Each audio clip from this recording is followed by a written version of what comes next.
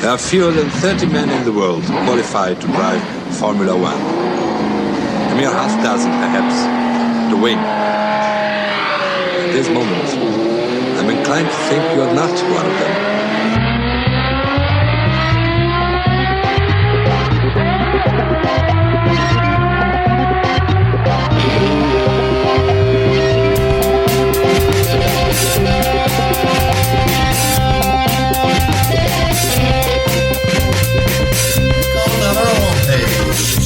No, you want to. Keep up the good work, and there you have it. There you go.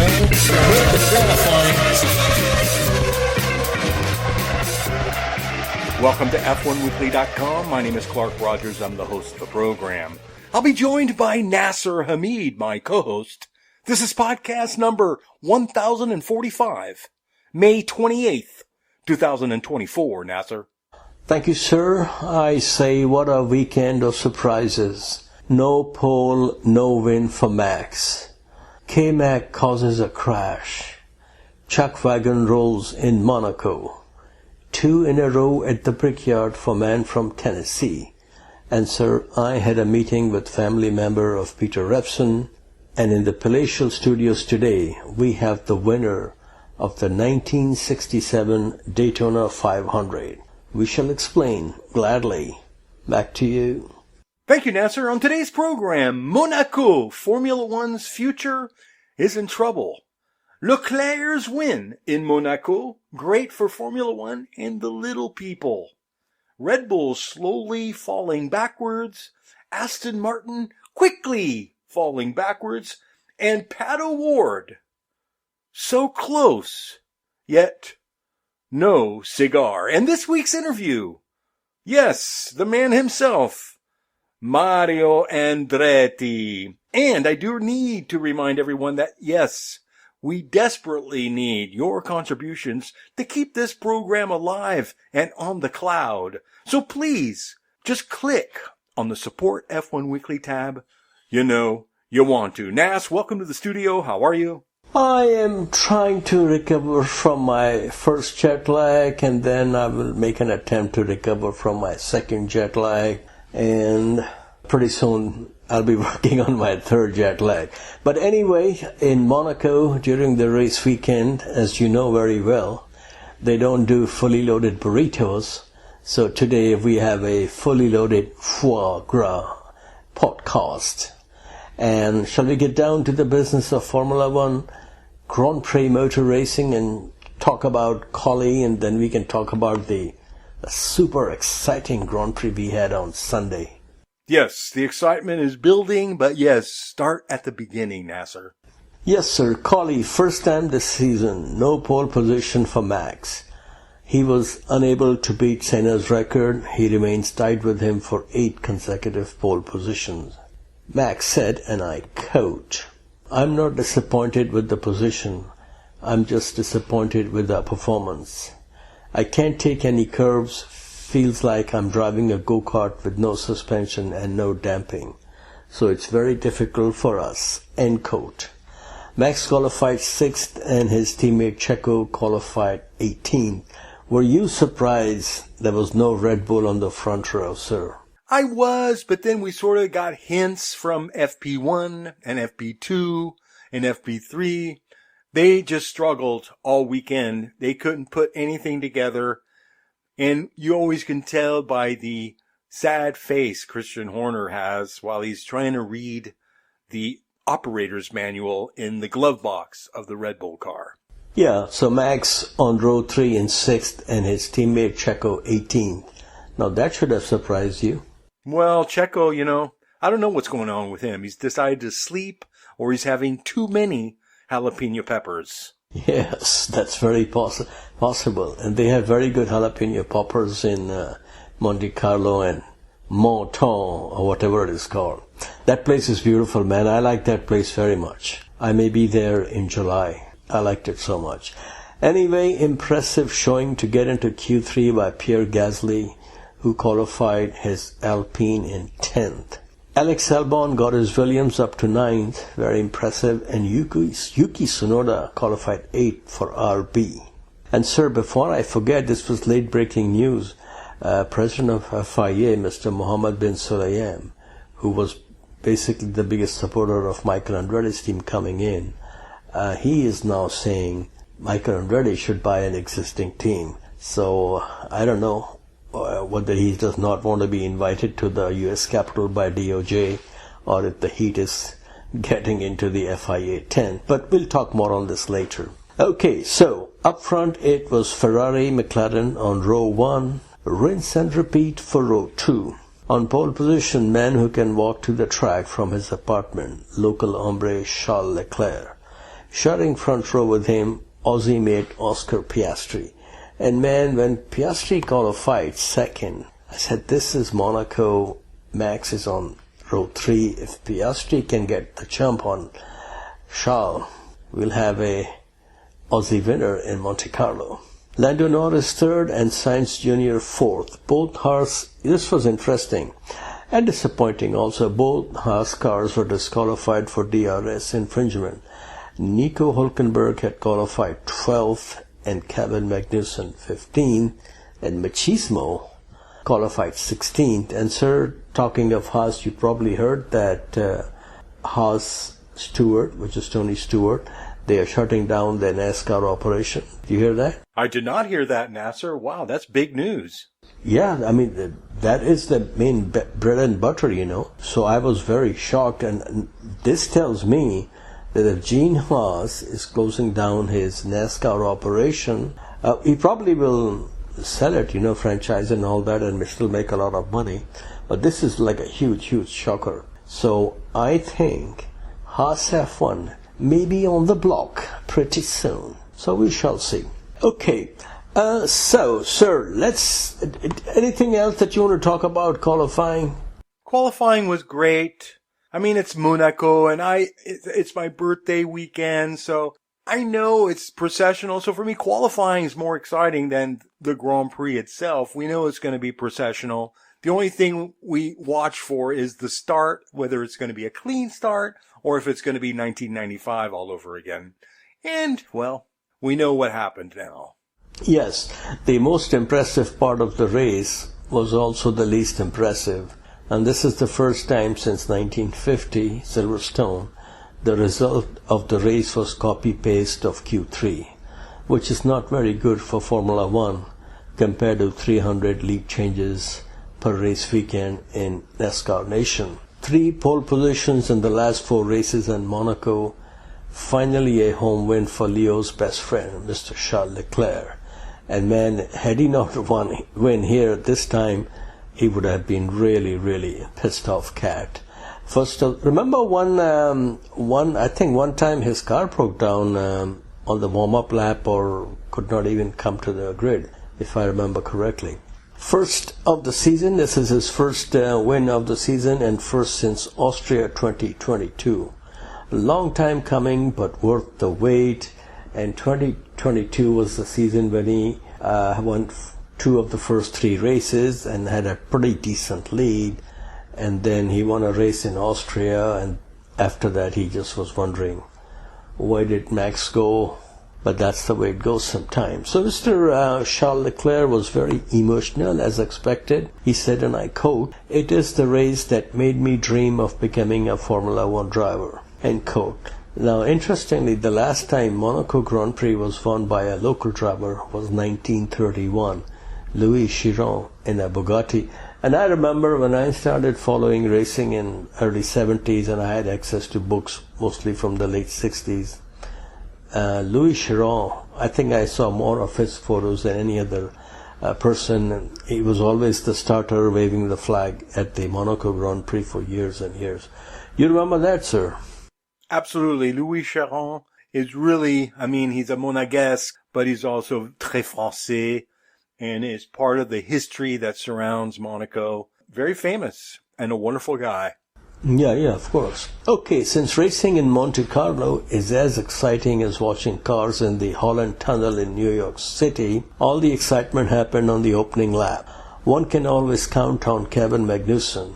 After both Haas cars were sent back to the grid after qualifying, a little patience would have been much better than taking out one Red Bull and your own teammate, I think he will be shown the door at the end of the season, and his teammate Hülkenberg called the crash unnecessary and stupid. And by the way, I mean, when I saw that car on the broadcast, could not believe how badly it was damaged. And then some people on Facebook, a couple of people posted, like with their own camera or video, whatever. I mean, one of them shows that K-Mag has T-boned him and basically drilled him into the barrier.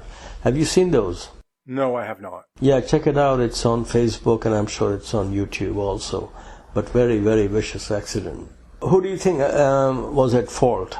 K-Mag? Well, I personally thought K-Mag was completely at fault. Yeah, some people are saying Checo did not leave him much room. But, the thing is, if I had not watched this race and you told me, hey, there was a crash and race was red flag, my guess would be, was Kevin Magnussen or Esteban Ocon involved here?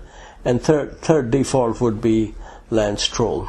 Esteban Ocon is now under tremendous heat and pressure from Bruno Fama, the team boss for Alpine. He gave a pissed off interview to the French broadcaster Canal Plus, which was reported in the telecast immediately by Ted Kravitz, and Bruno is saying that there will be consequences. All the reports that are coming that he may be benched for the Canadian Grand Prix. And I have to say this, Esteban Ocon is a Grand Prix winning talent, and his story to reach Formula One is similar to LCH. But he's had issues with other teammates as well. Some of us remember his many scratchings with Pink Panther teammate, ironically Sergio Perez. And I think that if nothing is done, he's not going to change. You know what I'm saying? It's going to happen again. So I think if they bench him one race, Tolman Turbo once benched Ayrton Senna because he had, broken the contract and signed with Lotus. So benching Esteban Ocon is not going to be something new under the sun. And the race is in Montreal, next race. What do you think should be done to Ocon? I'm not sure. Contractually, I'm not even sure if they can, but something needs to be done. It's just, the points are so valuable, and Monaco is all about points. There is no room in Monaco. There is no space, guys. You have to take the first lap nice and easy. And I just couldn't believe what I was watching. You would think that they would be better than Formula 2. But Formula 2 had a red flag too, but they're young and learning. But when you get the veterans, the journeymen, I expect better driving. And this is something that Oscar Piastri said. He said he had a couple of chances to go for the lead. But, this is Monaco, and the guy from Monaco is leading. He's not going to make room for you. So I think the top 10 drivers at least did a smart race where they did not crash into each other. Because, passing at Monaco is just, it's not going to happen unless it's raining. Okay. Now, Charles Leclerc's teammate, Carlito, was third man on the podium, and he was definitely, remember in NASCAR they used to have lucky dog, like a lucky dog of the day. So he was lucky dog of the day, and it was interesting.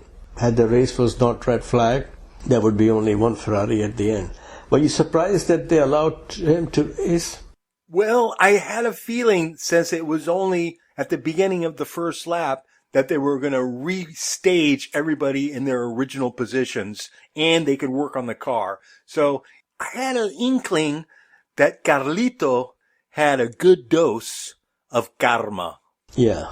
So Lady Luck was on his side, and that's what they normally do. If the first lap is not completed, you can restart or whatever the rules are. These days they don't have, normally they don't have extra car. If you can fix the car, you can get back in the game. Do you know if all these car teams are bringing an extra car to every race?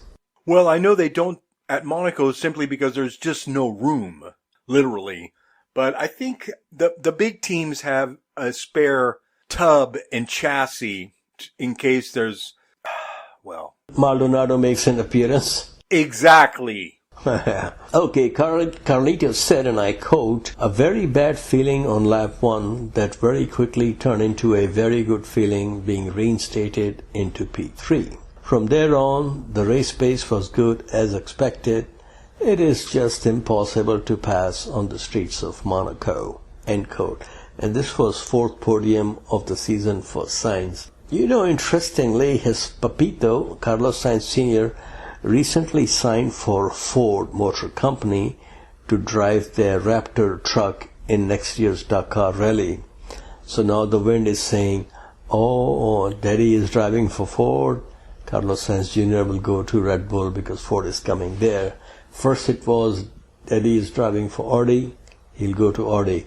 So pretty soon we're going to find out who's going where. Okay, Oscar Piastri, the young man from Melbourne, was second. First podium of the season for Mark Webber's hot off the grill customer. His only chance of winning was getting a jump on Leclerc at one of the starts. Or Leclerc crashing from the lead and screaming on radio, "I am so stupid," which has been known to happen. Norris was fourth. He has been in the points in every race so far, which is very good for Team Speola at the end of the season. This includes his maiden victory in the fake marina where the Dolphins play, and I was a witness to his first win.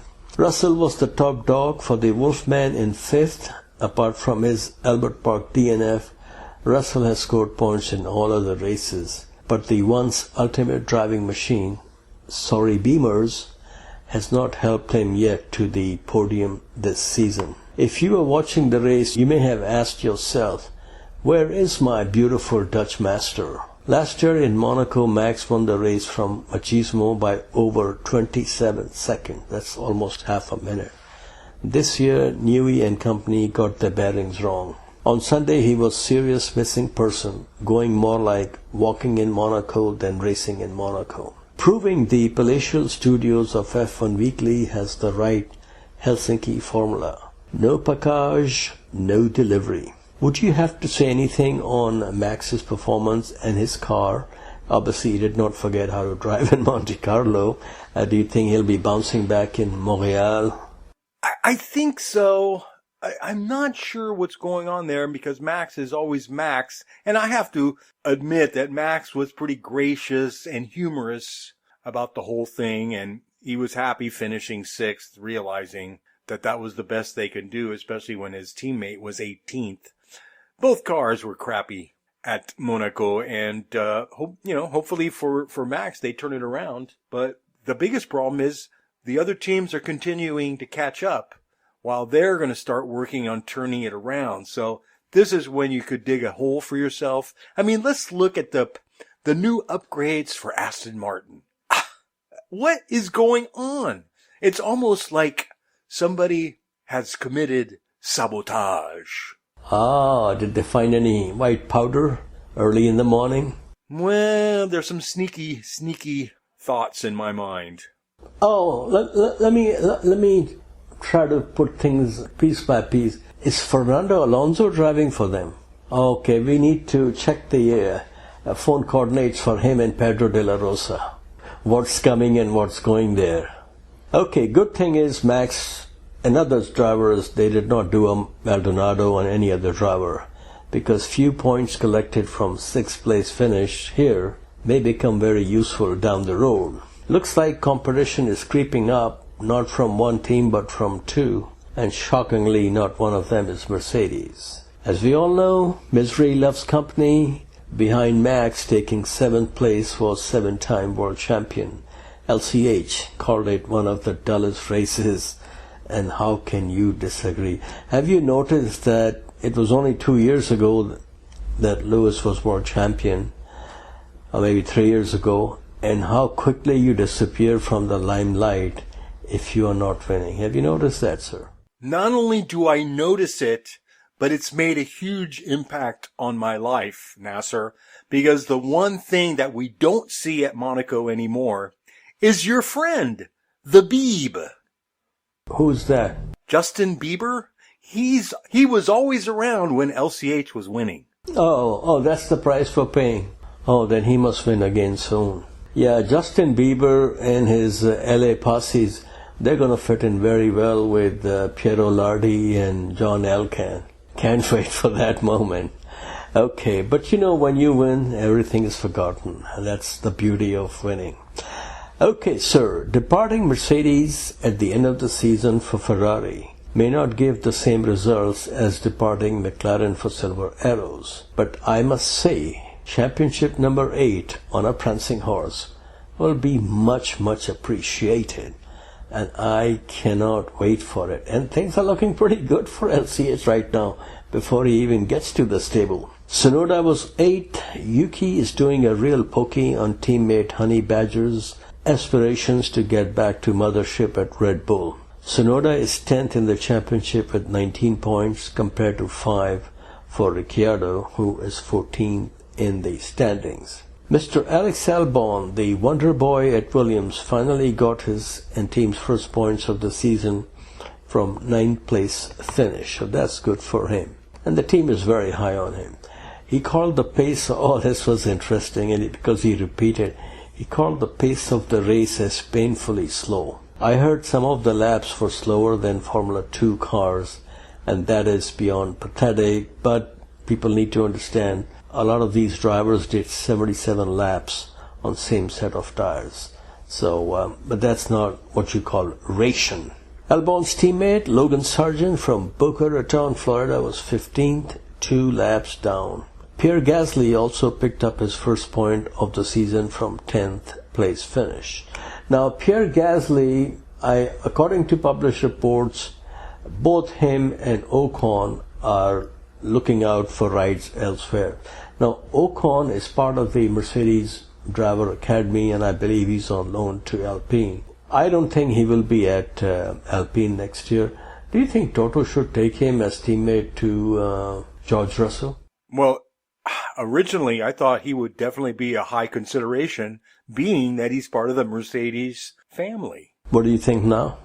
He sort of soiled his own destiny. Yeah, he's creating his own problem, and that's not good, because if you don't get into a top team, you're not going to win. His reputation, I think, is not very good in terms of being a team player, and that will really hurt him a lot. But let's see what happens.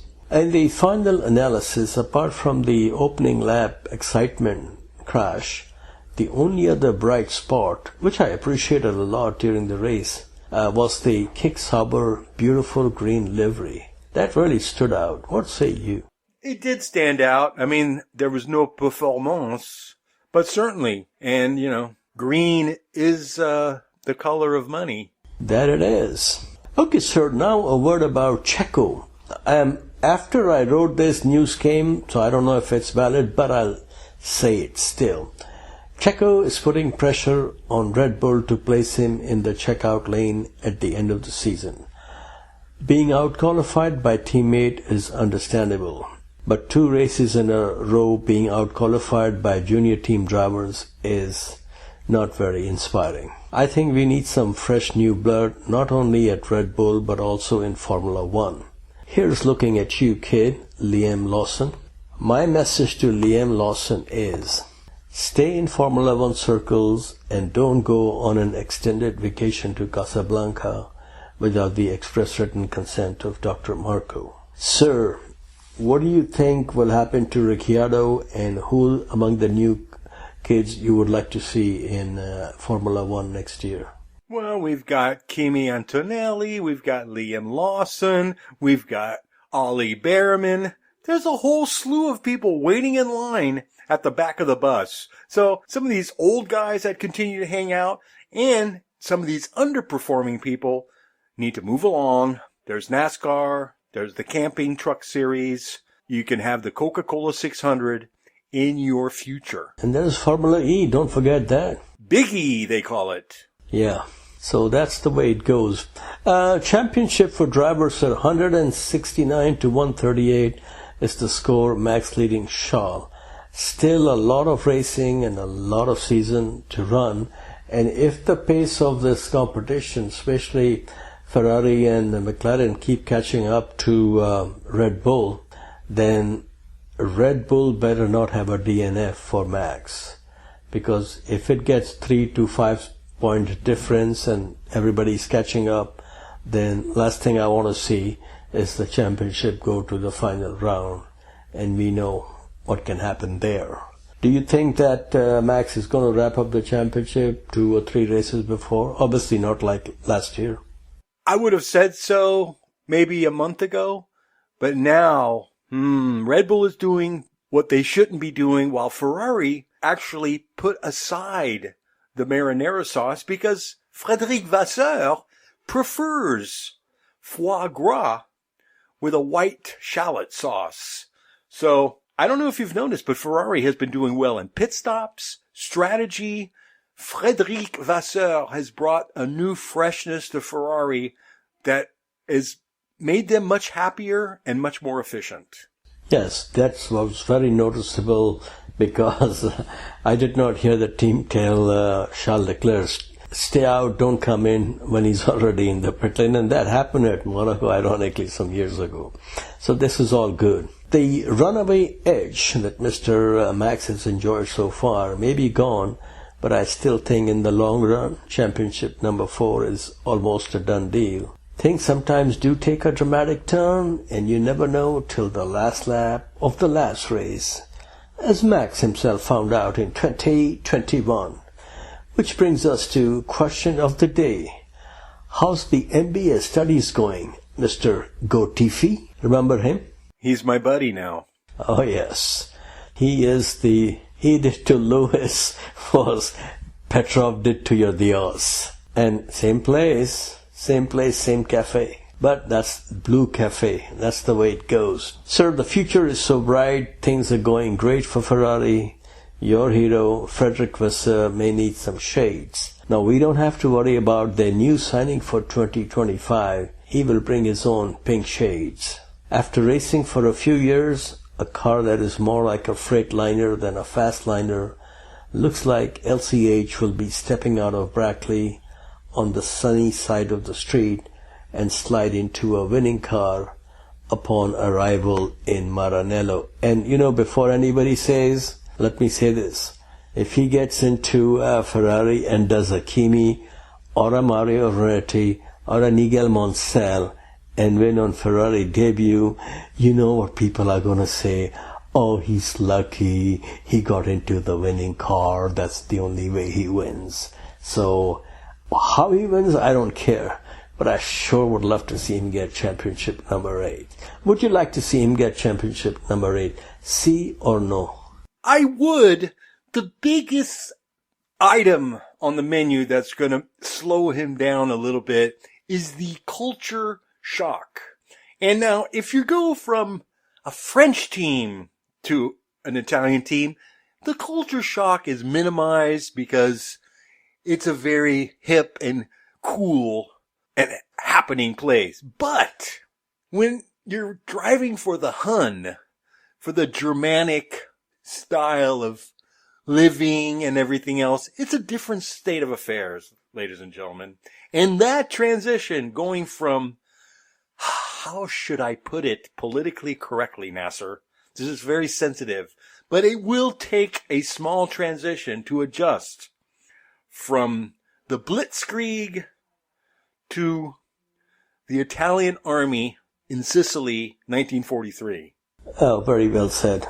Or in Eritrea, or wherever they fired a few shots, Libya. No, but that's another story. But I think that what you're saying will be an issue if Ferrari's 2025 car is called SF13, then we're going to have a problem.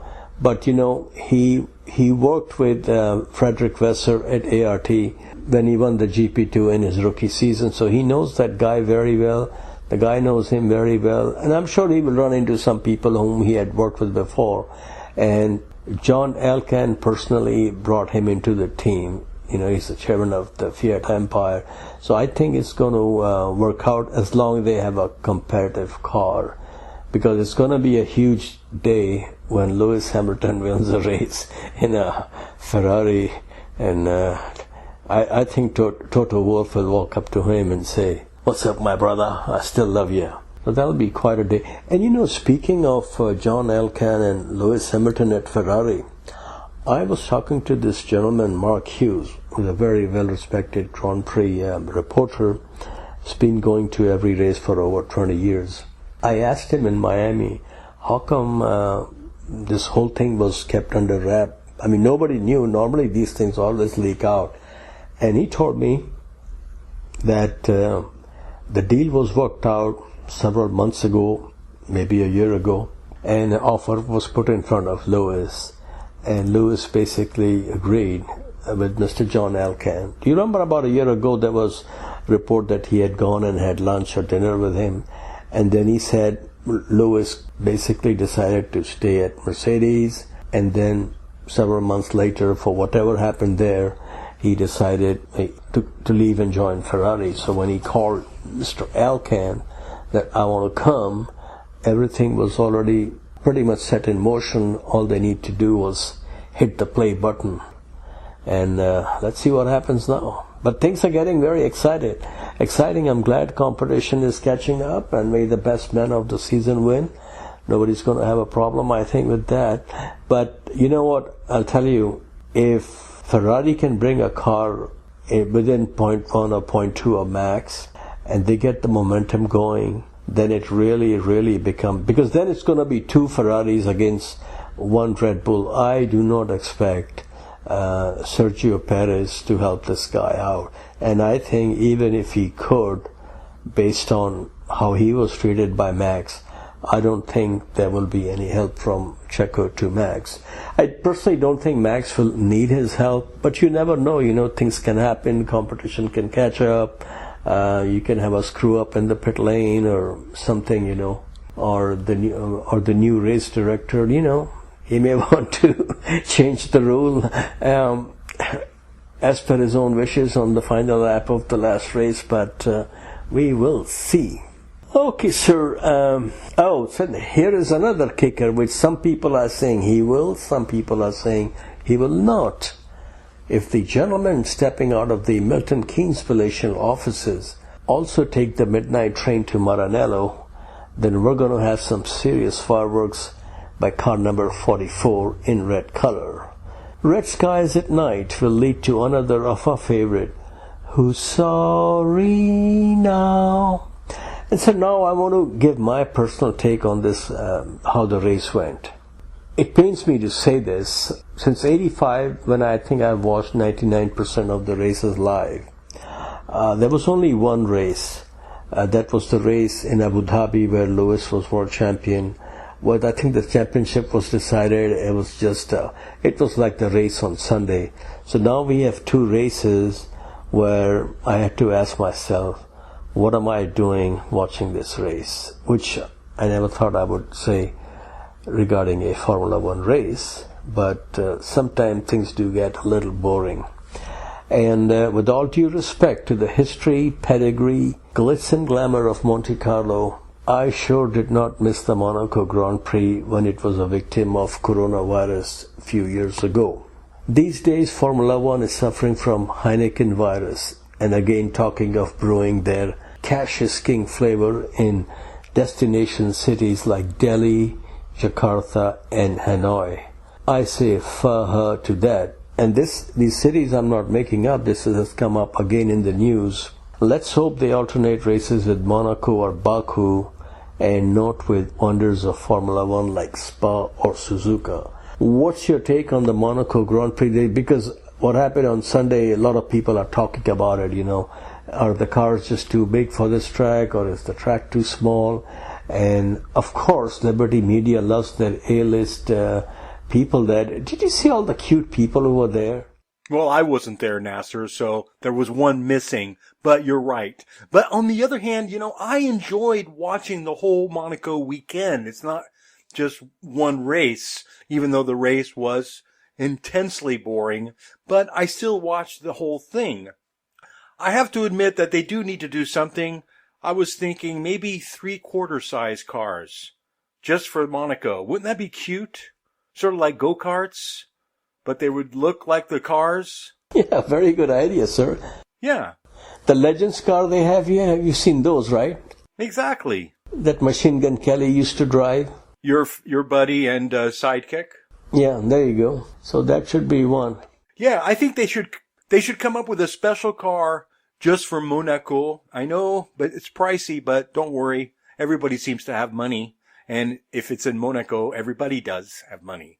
So I think it'd be interesting. It would also mix it up. Some people would not adjust to the smaller car as others. Now, on the other hand, Max is already, and I think he's complained for a number of years now that these cars are way too big and they should be smaller, lighter, and gnarlier. So this could be the future. Maybe Monaco will dictate what we're racing everywhere. Talking of these cute people, all the celebrities that were there and this and that, I was watching this and I said, with all these super VIPs and A-list people are there, if you go to them and say, hey, Jim Clark never won Monaco Grand Prix, they'll probably say, who's that? So that's the heavy involvement these people bring to the Formula One thing. But anyway, that's just the way it is. Any other things you want to say, sir, before we take what do we have, a Dasani break or a Aquafina break today? Today is going to be liquor. We're going to have a liquor break. But I do want to comment on the attendance of the Monaco. There are a lot of elderly statesmen that go to Monaco. And I was very moved. Even the prince and princess were moved by the Monegasque winning in his hometown. It was stunning to watch the prince hugging Leclerc. It was very touching. I loved every minute of it.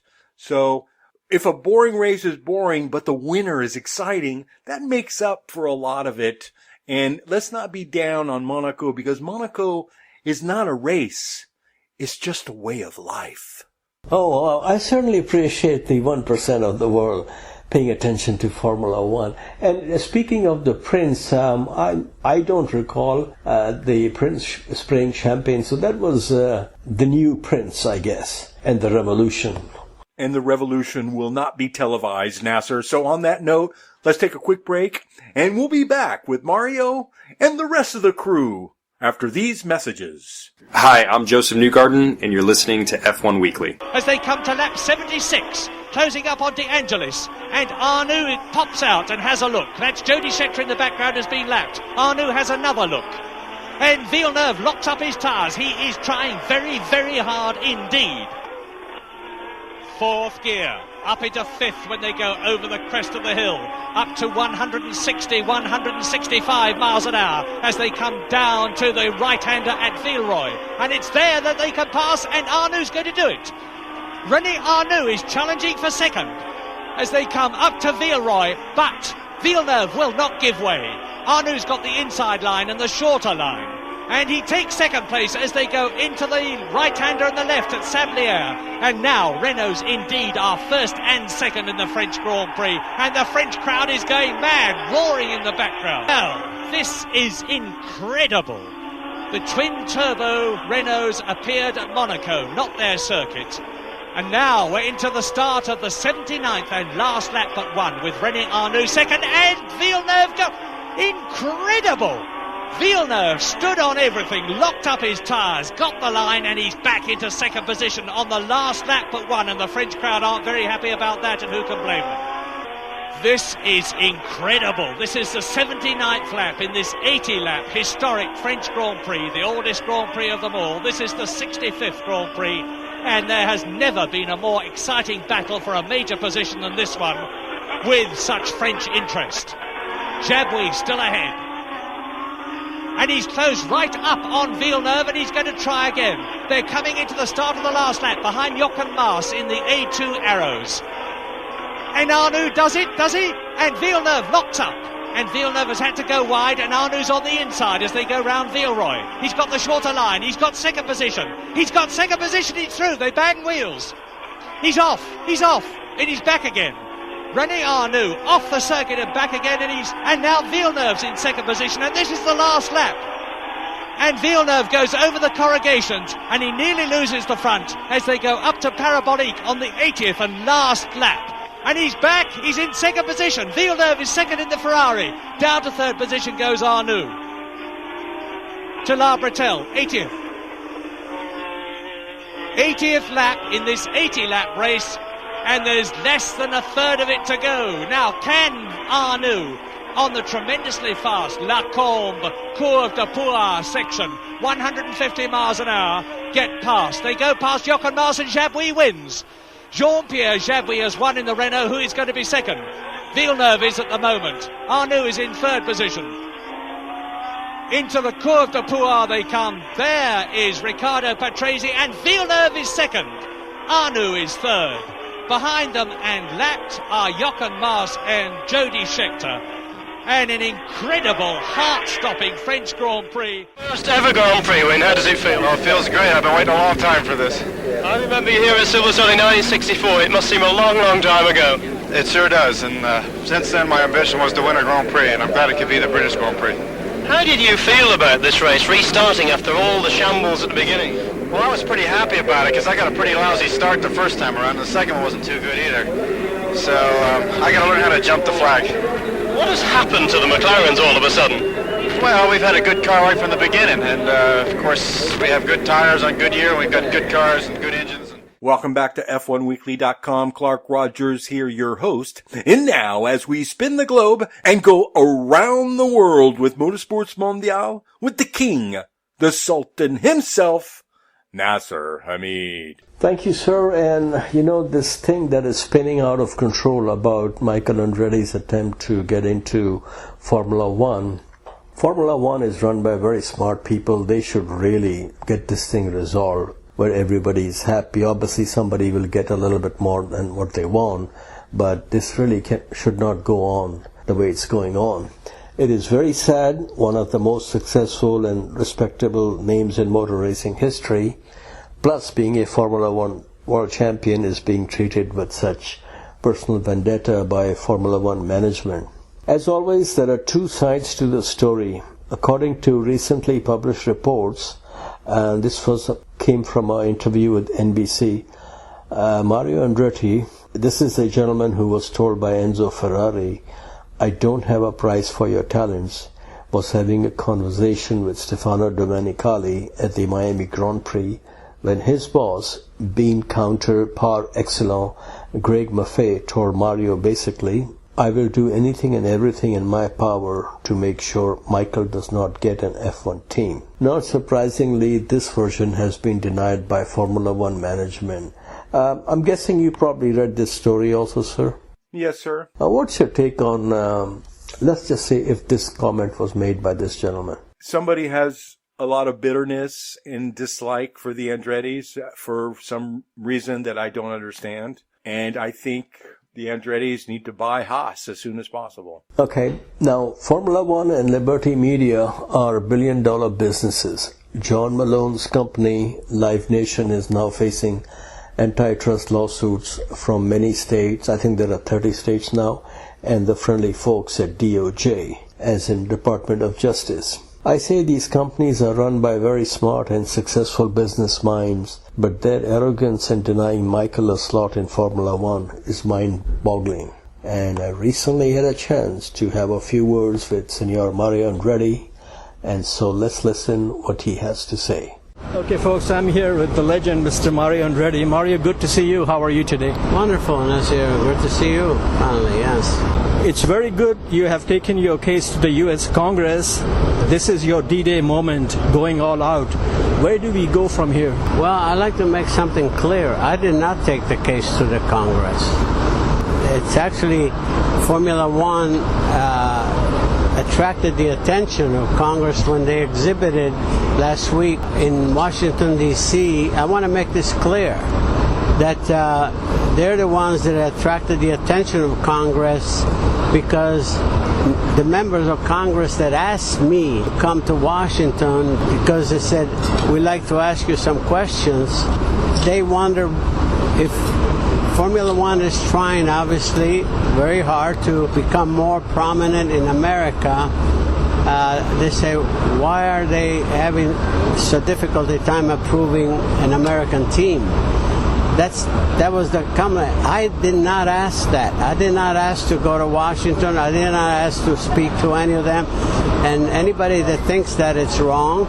But when they asked me and invited me to go there and meet with them, obviously I did. Why wouldn't I, And And that's it. It was a general discussion that, we're somewhat in limbo as well. We know very obviously anxious to arrive at, at a proper conclusion here. And that's it. So there you have it. Well, I'm very happy they're rolling out the Sherman, and I hope it works out because we all want to see Scuderia Andretti in Formula One. You have seen anything and everything in motor racing: USAC versus CART, Fois Gras war, IndyCar split. Did you ever experience this kind of greed and what I would call disrespect to one of the most successful names in motor racing globally, not just here? Well, the thing that from our standpoint is difficult to understand is if we're prepared to comply with everything that's asked of us by rule, by the Concord Agreement, I think that's, and once we were accepted by the FIA, the commercial side, if we satisfy what is part of the agreement now, then we're in, so, and so far there's been a lot of discussion and talking, by the media about other thing, numbers and so forth, but nothing directly to us. So that's all that's where some of what has to be clarified from our standpoint. And we have to try to come to some sort of conclusion here, and we have shown that we have every intention to be ready and so forth for 2026, and that's it. I mean, it's our objectives are clear. We're going in this thing with our eyes wide open because we have studied the situation, what is necessary to be able to comply, with what is required. So that's where we are. You pretty much answered my next question, but let me ask you anyway in case there is more. Your name is synonymous with winning. General Motors is a century-old global giant. Has anyone from Formula One elaborated on what they mean when they say Mikey's entry does not add value to Formula One, which I think is a total load of malarkey? Well, I mean, they made a statement early on, in January, but we were told that, that is not final. That's what was said at one of the meetings. So, but tell us, what we're missing then. That's all. We need to talk, and we haven't been able to really organize that. You were at your new facility at Silverstone recently. Is the plan full steam ahead solo, or is the door still open to buy an existing team? No, now it's full ahead. We tried hard enough for almost 2 years to buy another team and so forth. I mean, that was originally the plan, and we tried. We tried any possibility, and there isn't any. So you have to change the course of action, and now it's now we're building from square one. I understand Nick Chester is the chief designer. How is the recruitment drive going, and any big names you may have already signed but not made public? We need a scoop here. Well, the scoop will come once we get the green light. I think you might be, I know I will be pleasantly. Okay, before connection was, this is very important, before connection was made with Cadillac, there was talk of Renault engine. Question is, were there any discussions with the team with whom you won your first Grand Prix and your last pole position, Monza 82? Well, all of these things I cannot really discuss, quite honestly, because these are internal situations, and whenever they come about, then obviously, but until something is definitely 100%, we don't want to speculate. Driver lineup name of Colton Herta is mentioned as one of the drivers. Does the team plan to have 2 American drivers? Well, the team, I think you have to be realistic. I think in the future you would try to encourage to have 2 American drivers, but at the beginning, I think at least one will be the objective. And, time flies, and, you can't be 100% sure. But, you mentioned Colton Herta. He's certainly one of the candidates, strong candidate to be one of the drivers at the beginning. So, but the overall objective is to give opportunities to American driver or American trained drivers like in the IndyCar Series to potentially try to expand to Formula One. Next season, Louis will be riding a prancing horse. Do you think he will be able to get championship number 8 with them? Well, obviously, everybody will be trying. I mean, he's certainly going to be with a team that have produced many champions, and he's certainly capable. So it would be interesting, very interesting to see that happening. See how it goes. I mean, some movement of drivers within the teams, I think, is always a good thing for the sport. So there you have it. Adrian Newey leaving Red Bull. Your thoughts on it, and is he moving to Maranello? Well, again, it's his business what he does, and we'll see. Okay, last question, very important for me. When Scuderia Andretti is racing at Parco Monza, will it be possible to come and have cappuccino with Mario? 100%. I'm keeping this for the record. Keep it on the record. Grazie mille. Thank you so much. Mario, thanks for joining F1Weekly.com. Yeah, I'm just hoping, they can have some sort of a resolution, maybe not give him prize money for first year, or maybe 30 for first year, 30% next year. I mean, something can be resolved here. I just cannot believe that a billion-dollar corporation like Mercedes, Renault, Ferrari, these companies are going to be hurt so much if they get $10 million less. You know what I'm saying? I know what you're saying, but I do believe that there are Ferrari folk, there are Red Bull people that are against Andretti coming in. Yeah, I think the only support he has is from McLaren team. I agree. Yeah, but hopefully something will happen. Okay, sir, now we come to Indy 500. As always, tremendous excitement and intensity in the last 10 laps. Zach Brown was at the brickyard and almost saw his driver Pat O'Ward win the race. He took the lead from Penske driver Joseph Newgarden, but the Indy 500 winner from Tennessee grabbed the lead back on the final lap. Now, because of weather issues, the race was delayed by 4 hours. It was worth the wait. I'm guessing you watched the race, sir. What your take on it? I did watch the race, and I felt so bad for Pat O'Ward. But I know Pat O'Ward knows how the 500 works. And if it's the last lap and you're leading, you're going to lose. It's just the nature of the beast. That's the way it happened last year. That's the way it happened this year. And Joseph Newgarden knows exactly that, because Joseph Newgarden said it last year that he was happy that he was second in the last lap because he could make that move. The same thing happened this year, taking and ripping out Pat O'Ward's heart. Yes, he was really, really bummed out. But that's motor racing. Okay, so now we go back to Monaco, Formula 2, maiden win for Taylor Bernard in the sprint race on Saturday. And we had the same situation as at Indy and the feature race at Monaco. Winner, Zach O'Sullivan. Angry cheater of the race was your fellow Frenchman, Isaac Hadjar. He had the race in the bag because he had pitted for tire change much earlier. And the guy who was leading the race, Zach O'Sullivan, he had not stopped. And like with, I think, a lap or 2 laps to go, there was some issue. It was pretty obvious that safety car may not be called, but there was a possibility of a VSC, virtual safety car. So his team brought him into the pits. And I'm watching this.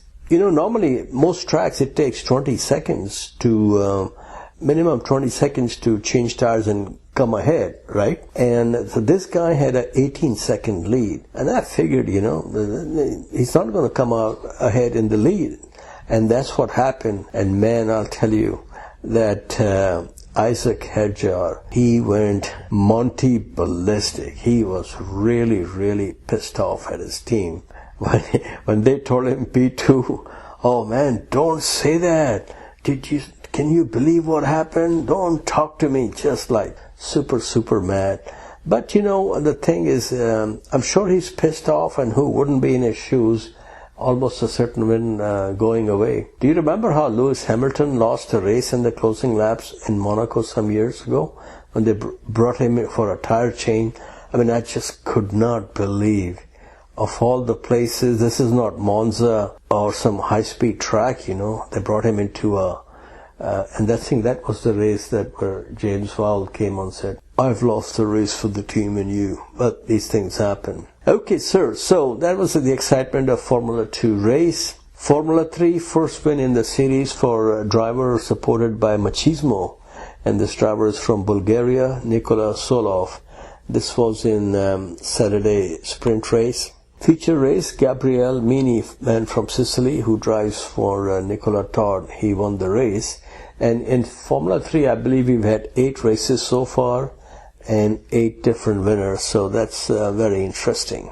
And so here is a little, something that I've been working for a few years, and one thing led to another. But finally, last Friday, I took a flight to North Carolina to meet Jennifer Revson, younger sister of Peter Revson. My thanks to her for her time, and also to F1Weekly Familia member Bob Steele for making this meeting possible. This conversation will be posted next week. She talks about growing up with 2 racing brothers, Douglas and Peter. And their dad, Martin Revson, was one of the founders of Revlon with Charles Revson, who was the main guy. But then they had a falling out and they went separate ways. But it was very nice of her to invite me to her house. We spent about 2 hours there, and she had a lot of interesting stories. She showed me photo book when they were kids and stuff like that. And one thing that was very chilling was when she told me what the sister of Denny Hall told her when they met some years ago in the US, and what was the reason that made Denny retire from racing. So to listen to this, please check out last week. And once again, my thanks to Miss Jennifer Revson. Okay, sir, before we move on to famous last words, do you have anything to say? No, it was a great weekend for racing. Started in the morning, ended in the evening. You can't have a better weekend. Yeah, Memorial Day weekend for motor racing is very good. And you have not updated us on the World 600. What happened there? There was a delay, then the race ended. It was shortened because of weather. And, of course, your buddy Kyle Larson, who ran the 500, who finished the 500, which is an impressive feat. And let's not forget, there were a lot of kablamos from the Honda cars at the Indy 500, which was very surprising. Yeah, that's the way it goes sometimes. And there are strong reports that, and rumors, that Honda is going to bail out of IndyCar racing and, believe it or not, join National Association of Stock Car Automobile Racing. Well, my question is, where are the stock cars? They're all gone to flowers, every one. Now it's all beneath. I remember when Toyota came into NASCAR. Before that, it was only American manufacturers.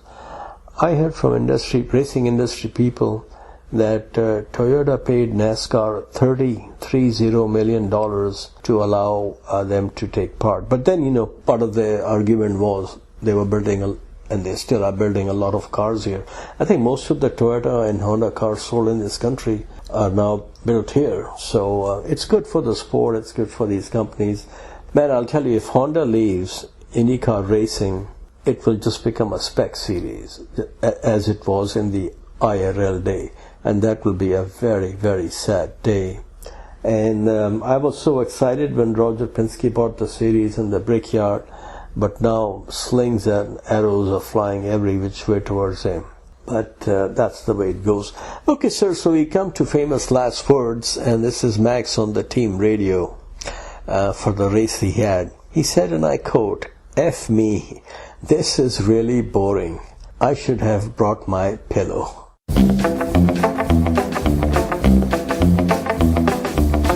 Pillow talk. Pillow talk. Well, what they need to do is get Max an internet connection in the car so he can win in the iRacing while he's racing at Monaco, like he did during Imola and won the Nürburgring on the same weekend. That's beautiful. Thank you so much. Thank you for listening. Auf Wiedersehen. Bye-bye. Bye now.